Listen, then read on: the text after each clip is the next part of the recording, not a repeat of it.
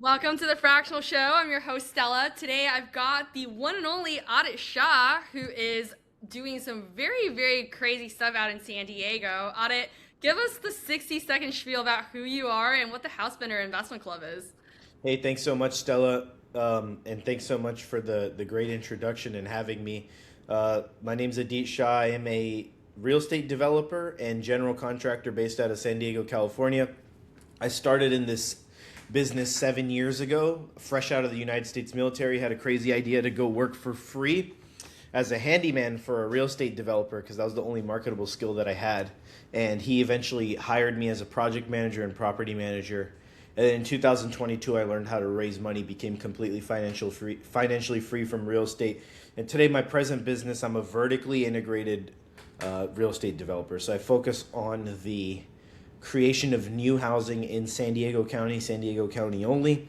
I'm a one trick pony. I do the trick fairly well, but I don't do anything else. So that's a little bit about me. Love that.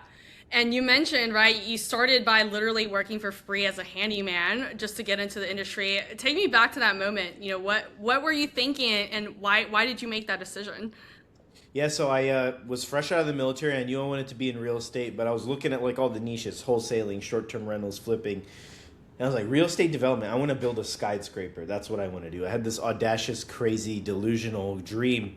So I just kind of thought, I don't know what I'm doing or how I'm going to do it, but I just need to get around it. So how can I be valuable to people? Oh, I can fix anything. And that's pretty valuable to people in construction and real estate. So I sent a cover letter and resume out to every real estate developer in San Diego I could find, offering to work for them for free. None of them responded except for like three of them.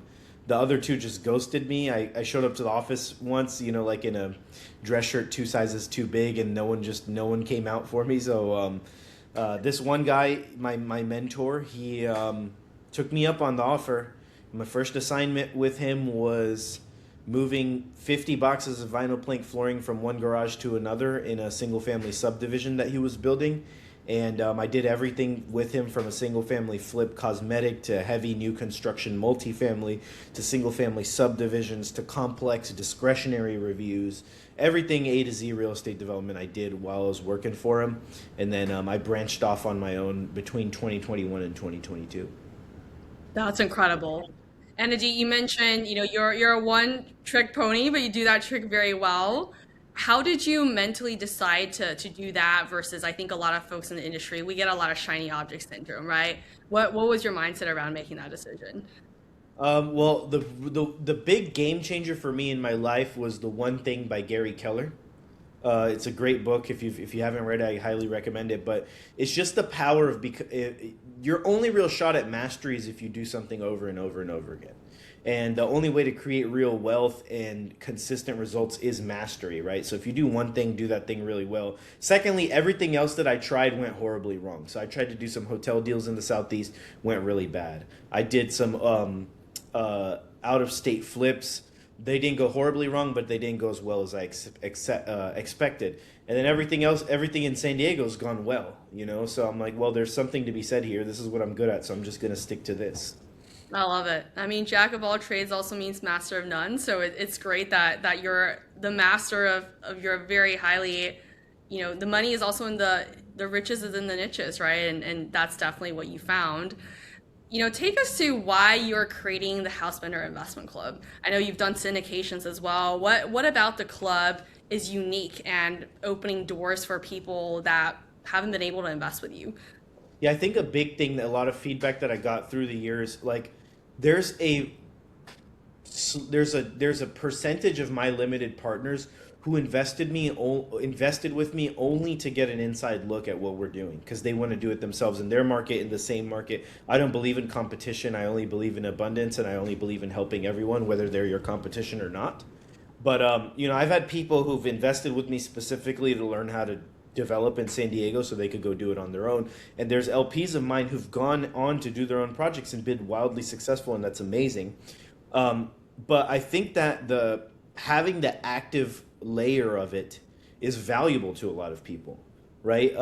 You have participation in the project. We're running the show at the end of the day. You're relying on our expertise, but you have a meaningful participation, and you're getting an inside look into everything, right? You know, we're disclosing all of the accounting, the ledgers, the balance sheet, the profit and loss statement every single month. We're talking about cost overruns in great detail. We're talking about the nuances of permitting. We're talking about our proprietary process to challenge some of the points that the city might try to impose on us. So all of those things give people a really big shot at maybe going on and doing things on their own. Secondly, I really like that non-accredited investors can have meaningful participation in real estate projects, right? We know that alternative investments, real estate is an alternative investment. That's the way the rich gets rich and stays rich, right? But traditionally, before vehicles like this, that was reserved for the ultra wealthy, of people who knew people who knew people and had big checks to write. But today, with something like an investment club with Fractional, you can come in, you can have a shot at creating wealth for your family in the same vehicles that the ultra wealthy use without having to be ultra wealthy, right? Because modern day Americans have been caught in this chicken and the egg loop. It's like, I have to get ultra wealthy to be able to invest into these high yield producing investments, right? But it's like, how can I do that without investing first? So they're caught in this cycle, and I think this breaks the cycle, and it's very valuable for normal people who want to build wealth.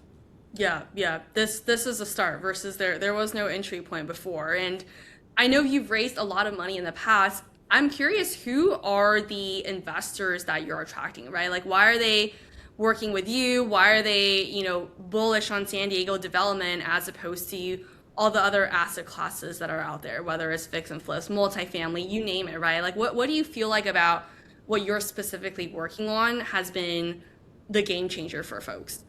Yeah, that's a really great question, right? I would say number one, the market is going to reward you proportional to the difficulty of the problem you solve, right? So if you're buying a building, no offense to my colleagues in Kansas City or in the Midwest. I have a couple friends out there who are absolutely crushing it. But if you're buying a Class C building in Kansas City and you're doing what every other syndicator is doing, is we're going to make it from C to C plus. We're just going to bill utilities back and then we're going to sell it. Those days are over. You have to create meaningful value. What we do is the creation of additional units. So it's the purest, truest, strongest form of value add. We're adding units, right? We're in rare cases for our projections relying on the raising of rents. We're adding units to existing multifamily assets, right? So that's number one. Number two, unfortunately for the community, but fortunately for us, selling housing in San Diego is like selling water to fish because we have a 90,000 unit deficit, right? So let me go back to unfortunate for the community. It's not sustainable. It's not good. It's up to us as entrepreneurs to figure that out and solve that problem for the community because the government, frankly, is just not cutting it. Right? So that's number one. We're creating housing for middle-class San Diegans. We have 30 million visitors annually. Every single person, most of them who work in that tourism industry, can't even afford to live in San Diego. It doesn't make any sense that they don't have housing options, right? We have 150,000 daily border crossings. The people who work in that logistics industry, they can't afford to live in San Diego. That doesn't make any sense. We have 350,000 active duty military veterans and related contractors to the defense industry. We're the largest concentration of military assets on the planet in San Diego, right? But those people they have limited housing options. That doesn't make any sense. So we're building for those people, for the spinal cord, the backbone of the city. We're not building luxury because frankly, that asset class is overserved. Plenty of my colleagues are building luxury, and we're not building for the extremely underserved or very, very low income people because believe it or not, they're being served by nonprofits and government agencies. The people who are being forgotten about are the spinal cords of the city, and that's who we're serving. And it's been wildly successful. We have historically low vacancies. We have waiting lists. We have tons of interest in our rentals. Our rentals are the biggest bang for buck. So if anyone's looking at all the doom and gloom in California, I would tell you the classic Warren Buffett saying, be fearful when people are greedy and be greedy when people are fearful. Right now's the time to get into California. The state is never going anywhere. I think we bounce between the fifth and sixth largest GDP in the planet. Fact check me on it. We're in the top 10 for sure. Like we got a bigger GDP than the whole entire country of England. Sometimes depending on what year it is, So it's a great state. There are some challenges, but we've been doing this for a very very long time, and we know how to navigate those challenges. Absolutely. Those are two very, very powerful reasons. And I like how you talk about the sweet spot. And I'm curious, in terms of even the assets you're buying in terms of the size. What is your sweet spot decision in terms of something that's not too big or too small? And are there any financing reasons around what you've decided as that middle ground for you? Yeah, so I would say number one, our entry is usually under 10 units or under, and our finished project is usually 20 units or under. And the reason for that, there's a couple reasons. Let's start with the financing question there. Number one, we have a really good relationship with the local private bridge lender who doesn't even underwrite us anymore. So if it's a loan amount under a certain amount, we're guaranteed approval, up to a certain cap. And then secondly, the buyer pool for that 20 units and under is a lot larger than the bigger ones, right? Once you get bigger, you're looking at an institutional buyer, and they're looking to usually buy a portfolio or deploy a huge check at once. So even like a 25 unit, you'd knock down all your traditional multifamily buyers, and you wouldn't be big enough to get into the institutional pool. So that'd be a hard asset to sell. But when you have the 20 units under, you have an exit price, let's say under $10 million, and most of our exit prices are anywhere between 5 and 8 for multifamily. You can get a 1031 buyer, you can get a family office, you can even get an individual, right? Very, very common in San Diego. We have a ton of interest from people who are buying assets for real estate depreciation. That happens a lot in San Diego, especially amongst the family offices and smaller institutions. And these assets have been a long term since the 1970s. That this poster behind me, Ray Huffman, he built 500 multifamily buildings in San Diego and sold them as a safe investment vehicle to people around the country. Since then, people from all over the country have been investing in Southern California and specifically San Diego buildings as a park for capital, right? So there's a lot of families and individuals who will just park capital there, enjoy the depreciation, even though it's minimal cash flow. They're looking at a tax savings and a appreciation standpoint, and most of them come in ridiculously under leveraged, and they end up having strong cash flow anyways. That makes a lot of sense. And I want to double click into what you said around how, when you're working with the local lender, they don't even underwrite you anymore. What does it take to get to that point? Yeah, well, it takes a lot of doing what you said you were going to do. That's number one. And then it takes a lot of paying on time. So, when you pay on time and you have a business plan that makes sense, and we've been fortunate enough that we have a good relationship with our lender, that he understands intimately our business model and believes in it, right? Because it's a risk for a lender to lend on a building anywhere in the world, but he gets our business model, he believes in it, he's seen us do it. It's different when you say you're going to do a magic trick versus when you've already done it. It's a completely different conversation. Yeah. I mean, as an end investor hearing that, like that has got to be the biggest green flag someone could possibly have as an operator, right? It's like the bank who is going through so much scrutiny when they are evaluating an operator is like, yes, this person is always someone we want to work with because they've proven themselves over and over again. So yeah, huge kudos for you to get yourself there. And something else that you mentioned is, you guys have a huge wait list of folks just with the market that you're targeting, also zero evictions. What is your tenant screening process that makes that possible?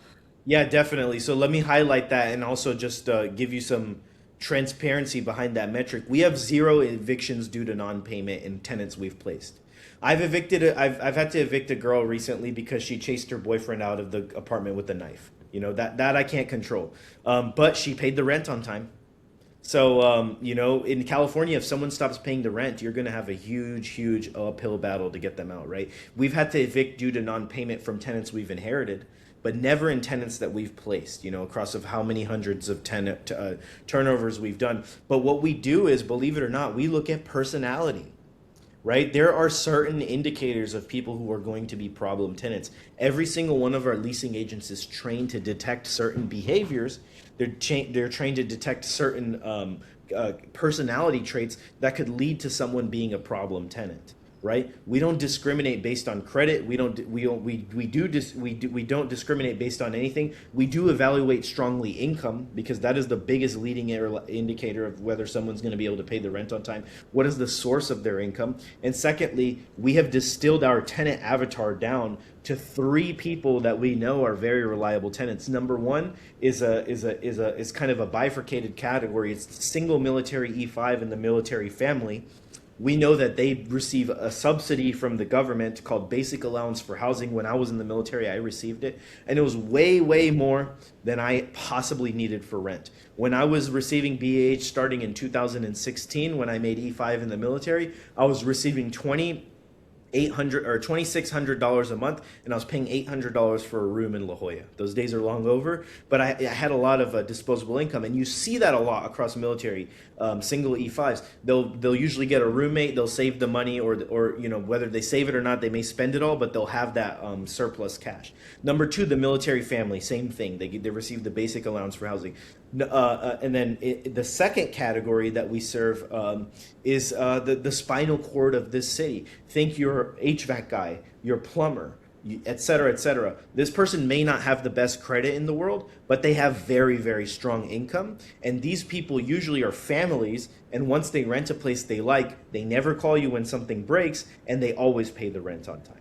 Right. And so that has been a very consistent and reliable tenant avatar. Number three that we've recently broken into in the last 2 years is college students, with a very, very specific emphasis on grad students. So grad students don't want to live on campus and share a toilet with somebody, so they'll gladly live a little bit further away from campus and spend a little bit of extra money. And we usually get their parents on the lease, so we have a guarantor. And usually they're either working or they're receiving some kind of stipend to be able to afford the rent. And I'll add one runner up now that I'm on the roll. Those are the three we focus on. But this is one of my favorite categories, and it's senior citizens with Section 8. Specifically, senior citizens with Section 8 have been some of my best tenants ever. Right? They're people who don't want to move. They just want a quiet, nice place to live. They're clean. They're slow pace of life. And it's a little bit of a morbid joke, but I have a really, really amazing tenant. She's actually lived at the building that I bought a building in April 2025, and she had been living there for over 20 years, and we had to go in person and collect the rent with the money order a few times, because that's the way the previous owner did it. It took us a month to teach her how to use the online portal. Now she does the online portal from her phone. It's amazing. But she told me, she said, "Hey, Adit, if you don't receive the rent 2 days before the first ever, break this door down, because I'm dead." You know? Oh That's man. that's the type of tenants that we have. They want to live the final amount of their days there, wherever they are, as long as they're able to independently live, and they pay the rent on time, and they're very low maintenance, and they're amazing people. So that's an honorable mention. So with the complexity of the tenant law in California, you have to be very specific on who you rent to, how you screen them, and what kind of people you want to serve, because ultimately we're housing providers, right? It's no different from being a utility company or being like water or electricity. It's no different from selling food. You're selling a human necessity, but you want to be sensitive with that, right? When you do that, you're serving someone. Pick who you want to serve. Pick someone where it's going to be a mutually beneficial arrangement, and respect that, on both ends. So yeah. Absolutely. I love that you found stability in all these different avatars that you found. And at the same time, it also creates diversity in your tenant profile as well, right? Where it's not necessarily going to be like if one certain avatar, has some sort of situation that would, taint the entire portfolio in some way, right? It is also spread out between the different types of avatars that you're working with. I want to go back to the construction side. I know you've got an in-house construction arm. What led to making that decision? How has it benefited your business? Yeah, great question. So if you've ever heard about real estate nightmares, what two categories do they ever fall into? They're usually two T's. People are like, I don't want to deal with this T and that T. Can you guess, Stella? If not, I'll give you the answer to the test. The two biggest Tenants, one of them. tenants is one of them, and the other one is toilets. We don't want to deal with tenants. We don't want to deal with toilets, right? It's maintenance slash construction and property management, which is tenants, right? So what I have seen in my years of doing this is that the number one reason that real estate developers fail is debt, right? So that's why we have low leverage. That's a whole different category. But the close follow up, I wouldn't even say it's number two and three. I would say these two reasons are number 1.1 is tenants and toilets. It's contractors and property managers. It's the abdication of control over the property management and construction to a third party, because that third party is not incentivized in the performance of the project. They're incentivized in their own profits, right? So we have an in-house property management arm and an in-house construction arm. So the biggest reason is control, right? We want to be able to control those two things because we as owners are going to be the people who make the best decisions and go the longest way that we can because we're incentivized with equity in the project, right? So we have real buy-in here. Number two is cost. So while the market property management companies may be charging 10%, we charge anywhere from 5 to 7. While the market might be charging 350 to 400 a square foot for a ground up new construction, we're charging anywhere from 275 to 320, and we're passing those savings on to investors. Now, here's a real one that no one ever notices, right? Real estate syndicators don't get paid very well, believe it or not. They get paid one time on an acquisition fee, and they might have a recurring small asset management fee or something like that, right? But then they have nothing to keep the lights on. It takes a real team and real overhead to run these kinds of assets. So what people do is, one, they don't know, so they charge the fee up front, they blow through it in a year on a 5-year project, and then they go belly up, which has happened a lot in the last 5 years as interest rates have tripled. Number two, they charge absurd fee loads on the equity, which makes the project wildly unprofitable. And number two, it unaligns incentives, right? Because now the operator's not getting paid to perform, they're getting paid to transact, right? So it's like instead of a 2 or 3% acquisition fee, we're going to charge a 10% total fee load on equity, which is nuts, right? And if they do that, they're getting paid they're getting paid to raise capital pretty much. We raise the money, we're going to take 10% of it off the top. That's not a good way to do business. That's how a lot of deals have gone wrong over the last 5 years. When you have the operator in charge of the verticals, we're getting paid to construct on budget and on time. We're getting paid to make sure there's low vacancy. Now incentives are aligned. You don't have to worry about your operator being able to keep their lights on, and you don't have to worry about your operator charging you out the butt on fees on equity, right? So it's just a better way to do business. The problem is that most operators don't have the experience to actually have a construction company. It's a whole separate business. It has its own challenges. Its own property management company. It's a whole separate business that has its own challenges. But the truth is, if you want to be a successful multifamily operator, you have no choice but to control those verticals. Because I can't tell my investors with confidence, yes, I am going to make this happen if someone else is in charge for making it happen. Yes, I'm going to finish on time and on budget. Picking up the phone and yelling at my contractor is not going to do anything if my contractor goes bankrupt, which happens all the time, right? Picking up the phone and yelling at my property manager to change this vacancy is not going to get that vacancy filled. But me going there with my leasing agent and sitting through the open house and figuring out what is my leasing agent saying to these tenants to make sure that they're saying the right things. Why are we having 30 showings and no applications? Oh, the price is too high. I can only do that because I control the property management, because I get paid for property management. Right? So it's the alignment of incentives, it's the control, and it's the cost savings. I love that. That makes a ton of sense. Where you can control the destiny and you can pivot, you can make iterations, and all that happens at a much faster speed because everyone is on the same side of the table, and that ultimately is what makes and breaks a business. So I love that you have that. And walk me through the specific deal with 4044 45th Street, right? I'm curious, how many deals did you look at before you said that's the one? How did this deal come to your table? What was that process like? Yeah, definitely. So as far as when we're in buying mode, we're shooting at a minimum 10 offers a week. So, we're just shooting them. But this specific deal, was brought to me like 8 months before it hit market, um, because of the relationship that I have with the broker. And I bought an identical one for one copy building 2 blocks to the north. And so they knew I was buying these Huffman buildings. They knew that I wanted this identical building because I want to create an iterative business model. And the guy called me and he said, "Hey, if you want it, it's yours, but the seller wants to list it. She's not letting me do anything off market. She wants to list it. She wants to see what kind of offer she gets." And I bought the identical building 2 blocks north on the same 45th Street for 2.137. It appraised for 2.25.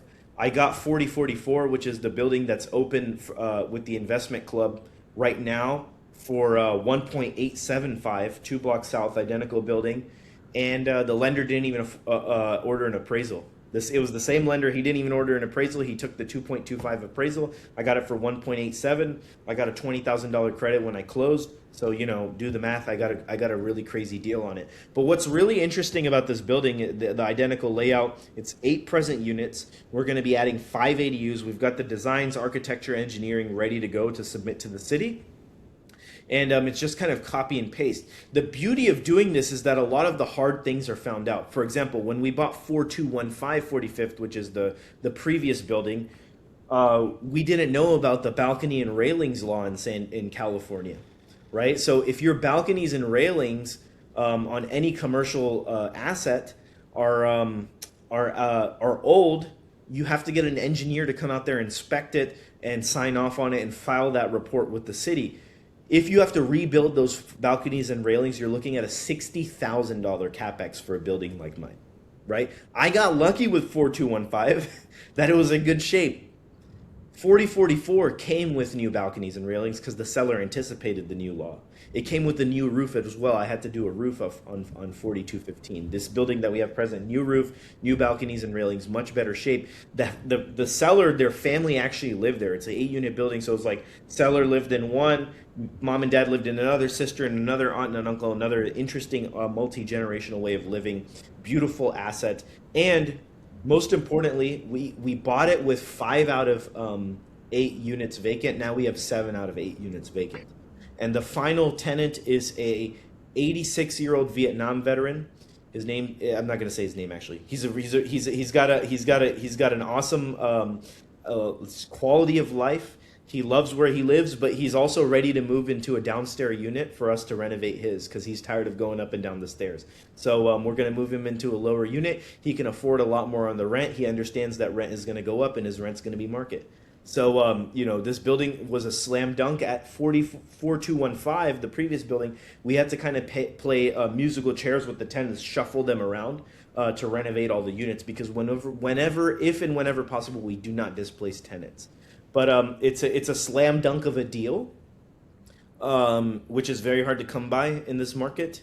We're really, really happy that we got it under contract and really excited to get it underway. We love slam dunks. And I also want to dig into multifamily with ADUs because I think that's also, more rare because when people think ADUs traditionally they're thinking, single family home. I'm out here in San Francisco Bay Area. I think, San Jose single family home with an ADU in the backyard kind of scenario. What is the core difference with what you're doing with multifamily and ADUs? Yeah, so when we think of the mechanics of construction, right? When you're doing a ground up new construction ADU, which we do tons of, there's a lot more to it. You're building from scratch. When you're building conversion ADUs, which is what we're doing here, we're taking the garages and turning them into 5 ADUs. You've already got the walls and the floor and all of the canvas, right? You're just kind of filling it in. It's a lot less complex. It's a lot faster. It's a lot cheaper. It's a lot easier, right? So that's number one. Number two, you have the opportunity to add units to a building with present units. So you can renovate the present units, generate income from day one or close to day one, right? Whatever time it takes you to renovate and lease up. And then while you're waiting on your plans, permits, and construction for your ADUs, you're generating income the entire time. So your bleed is a lot less. Whereas in a new construction project, you're bleeding from day one. So it's a lot less complex. It's a lot less risky. It's a lot easier all over. That makes a ton of sense. Well, I feel like you're gonna have a ton of success. I mean, even just from talking to you right now, like you've got me so excited to be one of the inside members of the club. So definitely count me in.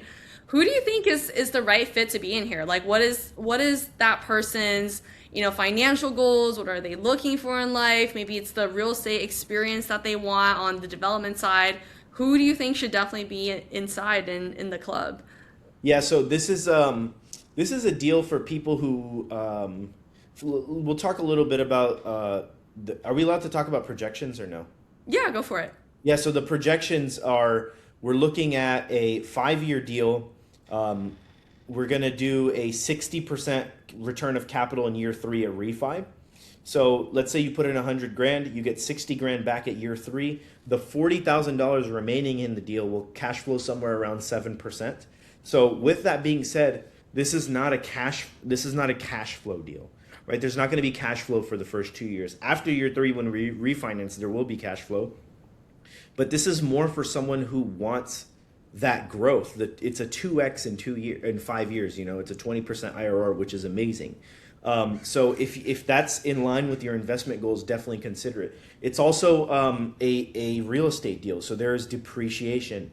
There's cost segregation studies. Let's say, for example, you want to beef up your real estate professional status. This is something that you're going to have active involvement in versus a LP deal. This is one more case to be made for your real estate professional status, right? So those are all things to consider. And lastly, this is a market where historically, if you've bought something and done nothing, it's always gone up, right? Real estate does not always go up, guys. You're hearing it from a real estate guy. It's not always the best time to buy real estate. It's just true. It's not always the best time to buy real estate. Real estate does not always go up. But in San Diego, historically, in California as a whole, this is the most desired real estate in the country. But despite what the news says, the real estate here continues to be very, very desired. You know, it's so funny. So like I was traveling in Texas, right? And it's funny, you hear Texas and California like polar opposites, right? When you go to Texas, you tell people you're from California, they're just looking at you like you're the most evil thing in the world.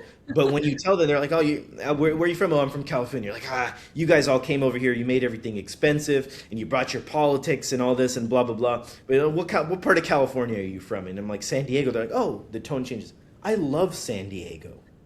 I love Balboa Park. I love the San Diego Zoo. I love La Jolla Cove. I love the breweries in North Park. No one has come to San Diego and hated it. Oh And it's my going to God. continue to be like that because this is an absolute gem of a city. I am so happy that this is my home. I'm so happy that this city received me with open arms when I was 18 years old, and I don't plan on going anywhere. This is the community that I want to build, and it's because I honestly think it's the best city on the planet.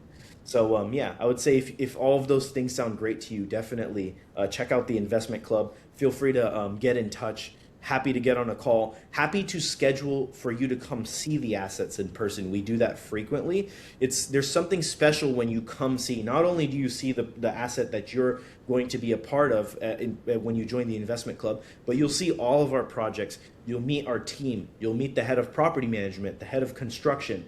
You'll meet our subcontractors if they're on site. You'll get to see our tenants. Please don't talk to them, but you'll see them. But you'll see them, and you'll see the quality of life that they have and the great detail that we put into their quality of life, because ultimately they are the people who fuel this machine. There's something special about coming to see things in person. It's easy to talk like this on a screen, but it's different when you see in person. All of the dots connect. So happy to set that up as well. I love that. I mean, hey, if the Cowboys are even convinced, what's the reason to say no, right? So, Yeah, and right. I love what you're doing with the field trips. I think when you get to really touch and feel the asset and really understand the business decisions and all the powerful and strategic moves that you're making, that's what I think is even more valuable than just the financial building aspects of it. I mean, that is definitely powerful in itself, but to have that inside look, that is such a unique and powerful experience that you're building. So thank you for being the founder of the House Vendor Club. Thanks for being on the show. And for everyone listening, we'll see you on the inside.